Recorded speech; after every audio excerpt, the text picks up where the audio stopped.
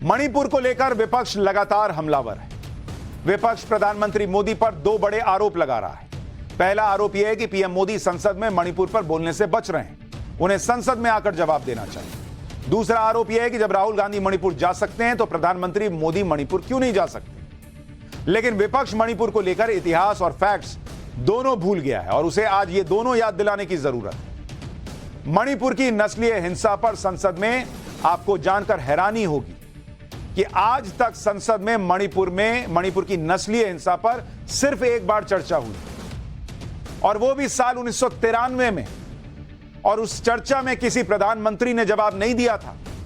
जवाब दिया था तब के गृह राज्य मंत्री ने, गृह मंत्री ने भी नहीं, गृह राज्य मंत्री ने। जबकि 1993 में मणिपुर में जो नस्लीय हिंसा हुई थी उसमें सैकड़ों लोग मर गए थे, हजारों लोगों के घर तबाह हो गए थे, लेकिन किसी प्रधानमंत्री ने जवाब नहीं दिया 1993 में। आज जिनको प्रधानमंत्री से ही जवाब चाहिए, उससे नीचे किसी से नहीं, उन्होंने गृह राज्य मंत्री से जवाब दिलवा दिया था। मणिपुर में जब भी नस्लीय हिंसा हुई है तो कोई भी प्रधानमंत्री मणिपुर नहीं गया। हिंसा के दौर में एक बार जो गृह राज्य मंत्री को भेजा गया था वो भी 3.5 घंटे वहां से रहकर आ गए थे। 2 घंटे दौरा किया, 1 घंटे मुख्यमंत्री के साथ खाना खा के चले आए उनके घर पर। ये उन लोगों का ट्रैक रिकॉर्ड है जो आज इतना मणिपुर पर अपने आप को चिंतित बता रहे हैं, जैसे लग रहा है मणिपुर के बारे में उनसे बड़ा कोई जो है अच्छा सोचने वाला नहीं होगा। मणिपुर में नस्लीय हिंसा का सालों पुराना ट्रैक रिकॉर्ड है। क्यों नहीं गया कोई प्रधानमंत्री कभी जी? क्यों नहीं किसी गृह मंत्री ने जवाब दिया जी? किसी प्रधानमंत्री ने संसद में क्यों नहीं जवाब दिया? आज सिर्फ अपनी पॉलिटिक्स करने के नाम पर बंगाल पे बात नहीं, राजस्थान पे बात नहीं, बिहार पे बात नहीं, केरल के नारों पर बात नहीं, कुछ पे बात नहीं। इस बार हिंसा में आप देखें भाई, अगर आप देखेंगे सरकार ने क्या किया, यही सवाल है ना कि सरकार ने क्या किया। गृह मंत्री वहां पर अमित शाह 3 दिन रहे, 3 दिन का दौरा करके, और गृह राज्य मंत्री नित्यानंद राय वो वहां 22 दिन रहे बॉस, 22 डेज। 25 मई से लेकर 17 जून तक गृह राज्य मंत्री वहीं मणिपुर में अपना डेरा डाल के बैठे रहे। पीएम मोदी के बारे में सोर्सेस बता रहे हैं कि गृह मंत्रालय से दिन में 3-3 बार अपडेट ले रहे हैं कि भाई क्या हाल है मणिपुर का, बताओ क्या स्थिति है, क्या जरूरत है, बताओ, सब किया जाएगा वहां। मणिपुर में इस तरह की हिंसा पहली बार नहीं हुई।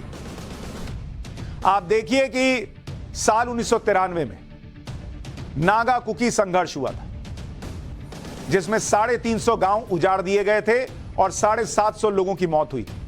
और इसी हिंसा के बाद गृह राज्य मंत्री ने जवाब दिया था, प्रधानमंत्री ने नहीं। और यह इतिहास आपको इसलिए याद दिला रहा हूं ताकि आपको याद रहे कि मणिपुर में जो हो रहा है वो एक दिन में पैदा हुई चीज नहीं है।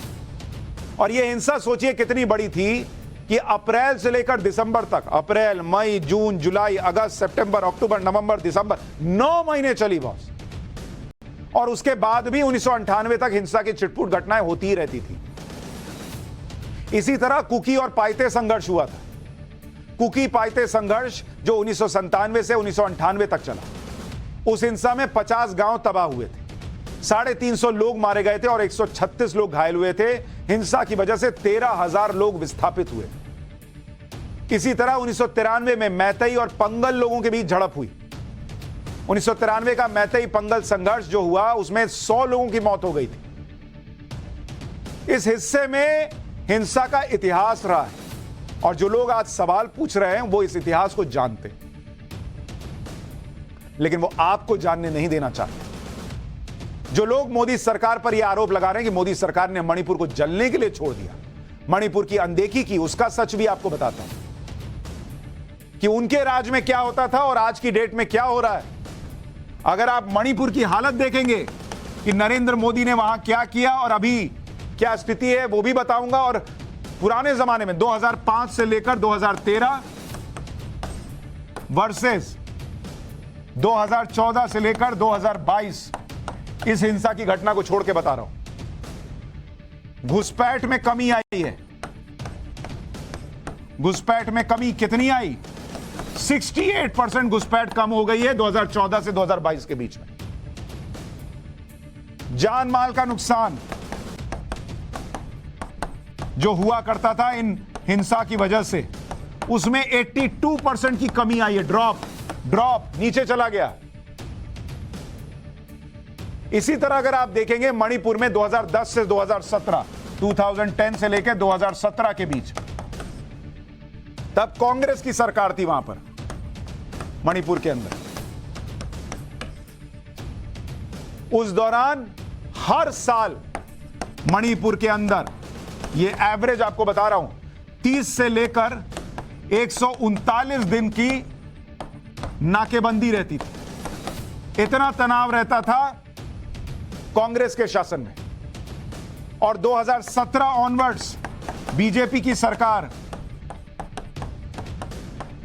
नाकेबंदी 0। और इससे पहले हिंसा की घटना 0। यह आपको बता रहा हूं 2017 से 2022 के बीच, अभी वाली घटना को छोड़ के बता रहा हूं।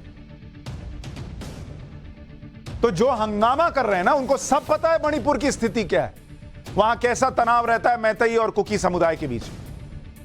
लेकिन माहौल देश में ऐसा बनाया जा रहा है कि भाई मणिपुर में जैसे अभी अभी सब नरेंद्र मोदी ने करा दिया, और वो भी कोर्ट के फैसले के बाद हुआ है, जिसमें उन्होंने मैतेई समुदाय को कह दिया था कि आप इनको आरक्षण दे दीजिए। मणिपुर में मई में हिंसा भड़की थी, लेकिन अब धीरे धीरे स्थिति कंट्रोल में आ रही है। क्योंकि आप देखिए 3 से 6 मई के बीच, 3 मई को शुरुआत हुई थी, 4 मई का आपने वीडियो देखा था, तो 3 से 6 मई के बीच 59 मौतें हुई थी। उसके बाद कुछ छुटपुट घटनाएं हुई, मौत होती रही, एक आध दो ऐसी घटनाएं आती रहीं। फिर 24 मई से 28 मई के बीच 28 मौत की खबर आई। लेकिन 17 जुलाई से आज की तारीख में अब तक कोई मौत नहीं हुई है। इससे कोई इनकार नहीं कर रहा कि वहां तनाव है, क्योंकि दो जो समुदाय हैं मैतेई और कुकी, उनके बीच बरसों पुराना तनाव है भाई, एक दिन में खत्म हो जाएगा, इसलिए तनाव है।